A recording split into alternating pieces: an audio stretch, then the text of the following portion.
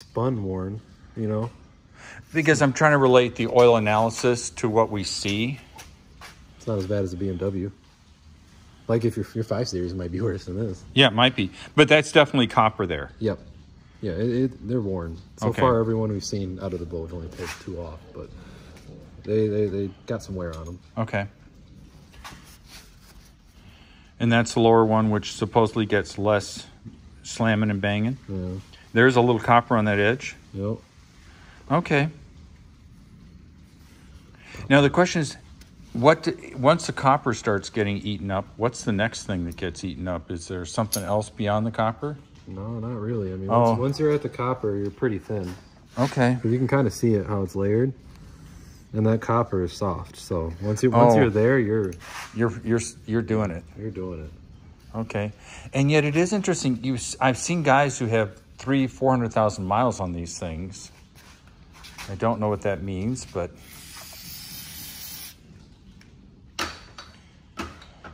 I mean, well, I don't see any signs that say your engine wouldn't have made it another 100,000 miles, you know. Okay. But so we don't have to take it off life support. That's what you're saying. It's good. Right. All right. So for the people who just tuned in, we are doing our second rod bearing. We did the first one. We used the plastic gauge, which we will demonstrate in today's video. And we're cleaning up the rod caps. Are you putting your old bearings somewhere? I'm just putting all the old bearings right over there. They're way out of the way. And so our plastic gauge and our scissors. Scissors. Mom? Sorry. Don't run with them. Hope you don't watch this. Okay, a little inspection, a little cleanie. Yeah. Get all the oil off. So the oil's off so that the backside of the bearing doesn't have any reason to want to slide? Mm-hmm. Okay. Nice and dry. Nice and dry. Do you want me to hold anything? Well, you're good. For now. Okay. Right. I'm good. I can hold it. It's not a big deal. See, I got my thumb there. You're good. Watch this. You move your thumb? My thumb. Oh my God, that's amazing. You put the bolt in there and then you don't need the thumb. So how did you learn how to do that amazing trick? Today? Tonight? I just thought about it right now, right here. Damn. Impressive, right? Damn, this guy is good. I don't care what anybody says behind his back when he's not listening and he's vulnerable. I'm always vulnerable. So you're lining up the... that tang? That tang? Yeah, that tang sits right in there. Okay. Press down. And that don't too hard. Now, don't be pressing on it that hard. Oh, wait. I've got little rubber things that go over this. Oh, yeah, huh? Yeah, I do. I'm walking over to the little rubber things. I never thought I'd have a use for them. You want to leave a rubber? Well, I think that's a personal choice depending on your relationship. Short term, long term. No term. No term. Here's a little rubber thingy. Since I'm recording, you always need help with the rubber. Well, I think most of the time you do. Yeah. Can you help me with the rubber? I'll watch. Hey. God, when I was in Korea, it's just another weird story. We had, obviously, all rubbers are basically the same size. Really? And so as a sense of humor, I listed the boxes small, medium, and large. They're the same size. God, was it fun. I had South Koreans that worked with me, and they just couldn't stop laughing. They just thought it was the funniest thing in the world. And of course, you can imagine all the large ones were the ones that left. Right. And then I just told my Korean guys to just shift the other ones and even out the boxes. All right, we're doing that tang again. And you're getting them nice and even here, which sort of goes with the flow. And now we're gonna get our plastic gauge and our old bolts, which you got one already. And these are a couple of our old bearings. We'll just throw them over there. And then plastic gauge. And of course I will hand this to Jacob. He's the man. with the love of bearings in his hands. He's the man with the love of bearings in his hand. Okay, so he's cutting it. We've got enough plastic gauge for about 20 motors, but we're cutting it small. You did get a lot of plastic gauge. Yeah, well, I didn't know how much I was going to need. So what's really interesting about this plastic gauge is that it's just this little tiny thin strip of green, and green is the scale we use for the rod bearings. Look at the size of that little green thing. That's what slips in there. And do you want me to hold anything at all? Are we good? Oh, you're good. You just keep your eyes on the camera. All right. God, that little thing is sticky. Doesn't help. I probably have a little bit of oil on my hand. Yeah. And yeah. All right. Hopefully people can see that little green stripe there. I can see it in the viewfinder. And now we're getting the oriented. We got G with AMG. Then we'll get the old bolts. So this is the old bolts being used to test fit to make sure that we've got the right clearance on these rod bearings. And we looked up the rod bearing clearance, and I believe it was 0.022 to 0.067, or 22 thousandths to 67 thousandths, and that's in millimeters.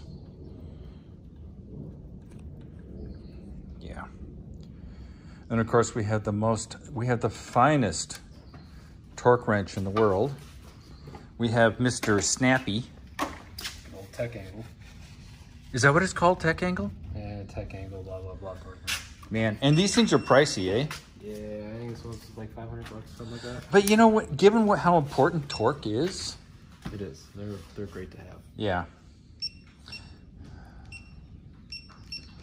All right, we're setting it at 5 Newton meters. These are the old bolts. Here's 5. There's another 5, and now we're going up to 25 Newton meters.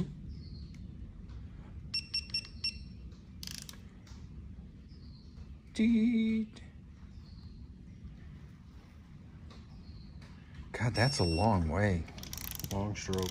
Yeah. Yeah, that's a problem I have. You're gonna get demonetized. Why? Because I have a long stroke torque wrench?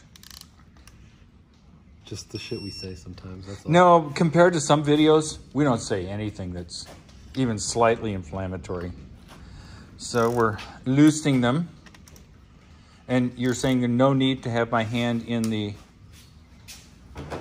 holding the piston up. Nope, it's not gonna go anywhere. It's got the compression of the piston rings to hold it in place. Okay. And over time, the cylinders taper. And, you're good. It's complicated stuff, way more than my little brain could ever understand. Yeah. You're speaking for the both of us, guy. Well, I'm speaking for me because I can barely speak for me because, well, I can barely speak for me. Oh, and look at that plastic gauge. It's all flattened. Ooh. So then Now we're taking the measuring tape and we're doing it on the millimeter side. That's pretty close to 38 thou. So that's what we had last time, was 38 thou. Yeah. Okay. So we're within spec. Yeah, we're within spec. Okay, good. We're within spec. And now we're gonna get the new bolts. These are called torque to yield. And these are the good new ones. And yes, you lube the threads. And you had a little thing of oil here. Do I dip it or do you want to finger it? What I do is I dip end finger and then kind of spread it around from there. Okay. Yeah, I knew there were guys like you in my life. He likes to dip and finger. You got new bolts? No, I don't have the new ones. I think you got the new ones. I got the new ones. Yeah, I just want to make sure we're on the same page. You are now. Dip. And how far do you finger it? I just get a nice even coating throughout the whole thing. And oh, the whole shaft? Whole shaboom. Yeah, it's a little hard to do one-handed. So I'm going to stop because I'm just screwing up. So he put the lube on, this ultra slick. It's not just slick, it's viscous. It's ultra slick. And it's described as viscous. It's sort of like snot. It's viscous. Kind of reminds me of a quality grilled cheese, you know? You like your grilled cheese loosey-goosey? No, I just, you know, I like a nice, you know, you want a good, you want a little run. That cross section, you know, you want that cross section to be nice. So we've got K and AMG. I thought we had G and AMG, or did we? Well, no, we had the K and then AMG. Okay, and what everybody knows, but I'll repeat, is these rods are cracked. Correct. So they form them, they forge them, I believe, in one piece, and then they crack them. And it's supposed to be stronger than the, well, I guess the old school way of doing it, because everything I know in the past 20, hell, probably 30 years has been all cracked. Oh, so it's probably faster, cheaper, and better. Yeah, it's definitely more durable. Okay, and we got the new bolts in there that have been lubed. The shafts have been adequately lubed the whole way. And torque is a funny thing. Generally, you want a torque specs are either dry or wet. These are wet torque specs. Lug nuts are not Stop wet torque specs. On lug nuts. Don't do it. You mongrels. You mongrels. And then there's always the question of spark plugs. In the South, they seem to don't care because they don't have salt, ice, and the schmuck. But I've been impressed that a lot of people in the Midwest just put a touch of anti-seize on. It all depends who you talk to. I was always against it because I've never had a spark plug fight me on the way out. Yeah? Ever. But I'm sure people have, so a little smidge of the right stuff, you'd be fine. And there's copper, zinc, and aluminum. And I think copper is the one you want. Copper's the way to go if you're going to put it on the something gets hot. And then using lubricant on something that isn't designed, it's supposed to be dry, you're supposed to reduce the torque spec by 20 to 50%. So if you were torquing something 100 foot-pounds and you put lube on it, you'd be reducing it by 20 to 50 foot-pounds. Or you can over-torque it. Now, does anybody follow that? Hell if I know. I've always been, if it's supposed to be dry, it's dry. But when you lube it, the dry spec changes. Was that 26 you put on there? No, it was 25. I bumped it down. I went one over and then... You bumped it down? Yeah. Well, I guess we'll see here in a second. Oh yeah, it looks pretty good. Well, 25, 26 Newton meters. Yeah. Does it really matter? What's one cut here? And now we're going to do torque to yield. So it's 90 degrees. Isn't this cool? It's upside down, but you can see it. There's 45. Oh, 90, we did it. Now you don't need this fancy torque wrench. You can obviously use an angle gauge. They make them. They even make little angle adapters too. Yeah, I've got one. Don't know why I have one. They work good. Sometimes they're hard to get in the places you need to use them when you need to use them. Oh, that would make sense. I would think it would be tough and potentially tough in here. We'd have to have an extension. Yeah. So, I've been told you just, yeah, it slides. So these are loose enough. They're not tight in terms of being too tight on the clearance. So that's it, folks. These little freaking rod bearings, they ain't cheap. A set of rod bearings and the bolts, little less than $1,000. And they're special order. Yes, you heard me right. Holy shit, you spent that much money on bearings and bolts? Yeah. Fuck that. And they were special order. They had to come directly from Germany. And of course, it took over a month to get here. But hey, you know, life's an experiment. We did discover copper on those bearings. And these things do take a beating. It is supercharged. And we got this monster behind the wheel. Yeah, and he's kidding. I'm not a monster. This thing will be lucky if it ever gets 3 or 4 PSI. Yeah, when I let Jacob drive it, it's of course going to be lighting up the rear end. There's going to be strips all the way down the road. I thought we were going to do a track test between this and that one. We're going to do a driving quality test between the two. Is which one's smoother? Which one do you like to ride in better? So we're not going to see which one goes around Road America faster? I don't think it's the Road America cars. I think these might be Great Lakes Dragway, but these are not Road America cars. I was just curious to see the performance with the coilovers.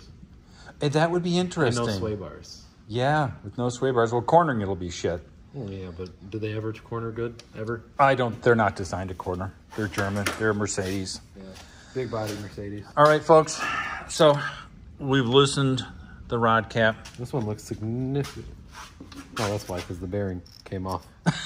The bearing's still sitting on the journal. All right. You don't want me to hold anything? You don't want me to put my hand there and be safety conscious? I know I know it's scary, but you're good. Trust me. Okay. What I'm gonna do is I'm gonna Oh God, be still my heart. go like this so I can get God, I just feel like I need to have my hand somewhere here. There. flip her around. What do you think, Doc? Flip her down. You can see a little shining through. That's a little bit of copper, eh? Yeah, But not a lot. Well, they're just a little bit. I mean, thing's got 100,000 miles on it. You know. Yeah. Okay. I don't expect to see perfect bearings. All right. Well, that's it, folks. You've seen them removed. You've seen them installed. You've seen them torqued to yield. And you see me be nervous Nelly with my hand here, trying to make sure the piston doesn't walk out. Get my finger in there so I can pop Get his fingy in there. bearing out. It might come out this way. That's the best side. There it is. All right, I'll take another look at this bearing.